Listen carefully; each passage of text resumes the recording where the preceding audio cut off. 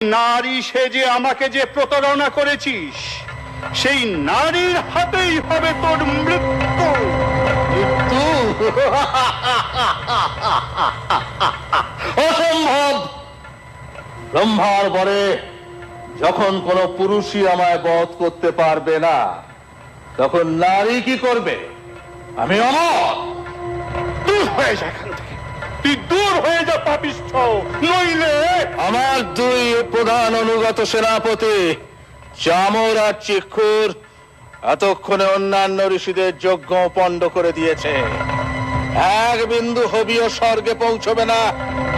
কি দেবতারা কিসের জোরে লড়াই করে? এবার আমার আক্রমণ শুরু হবে স্বর্গ রাজ্যে।